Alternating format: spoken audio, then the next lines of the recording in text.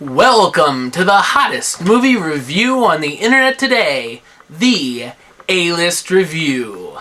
I am your host, Wes Troop, back with a brand spanking new review for you. The first new review, well not the first new review, but the first new film to review for 2011. How exciting! And by the way, I hope everyone checked out my attention to the A-List fans on Facebook that I posted up this past weekend.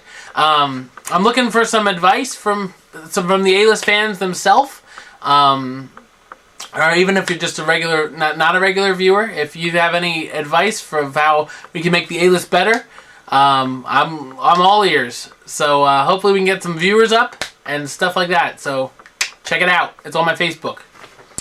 I have a link underneath this video. So today we are reviewing the new film that just came out this past weekend, Season of the Witch. Anyway, so Season of the Witch is a fantasy adventure that sees two 14th century knights join an expedition for transporting a supposed witch to a monastery. Interesting. It is, actually. The kingdom believes that the witch is the cause of the Black Plague, and if she is killed, that the plague will end. Maybe not 100% historically accurate, but still, interesting. Let's talk about the stars. Nicolas Cage is the star. That may be good or bad for some of you. He plays Bayman.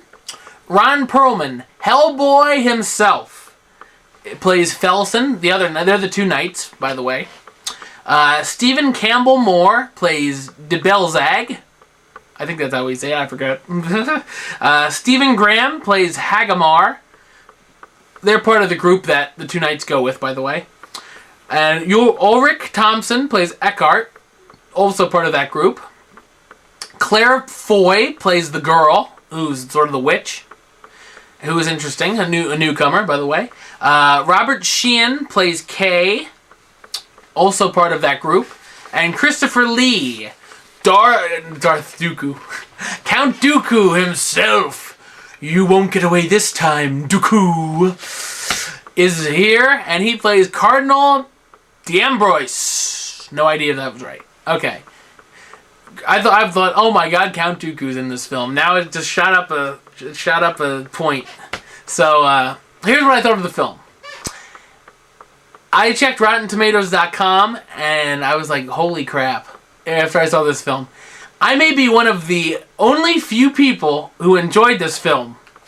It's not getting very good ratings, which actually kind of surprised me. I thought it would get so-so, but it had like 1% when I looked. Last I looked, it had 4%. That was last night, so interesting what critics think.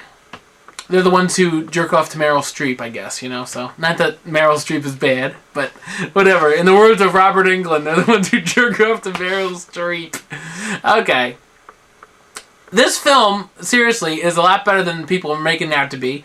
It has action, adventure, fantasy, drama, comedy, pretty much anything you could really ask for.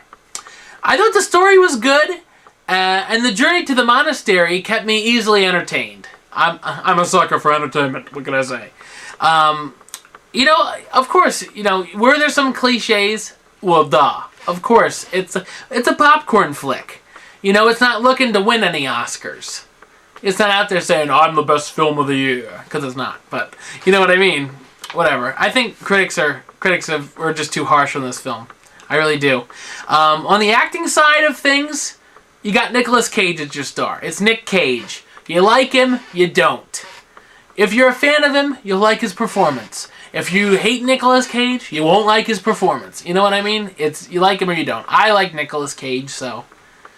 I've criticized him on here a few times, like, for Ghost Rider. I'm Ghost Rider. You know what I mean? But, whatever. All in all, I like Nicolas Cage. Ron Perlman is good, and this is the first role I've seen him as non-Hellboy. So the only films I've seen him in that I know of are Hellboy and Hellboy 2. So I enjoyed him in this a lot. And I thought there was good buddy chemistry between Nick Cage and Ron Perlman that really made the movie click. I thought the newcomer, Claire Foy, is also good. And I hope to get to see her a little more, if you know what I mean. Okay. And the rest of the cast is good as well, as I don't really know who they are. One thing I thought was odd about the film, other than some of the story, but that goes without saying because it's a journey, it's a fantasy adventure, was that Nick Cage and Ron Perlman used the regular acting voices, and other characters had the 14th century accents.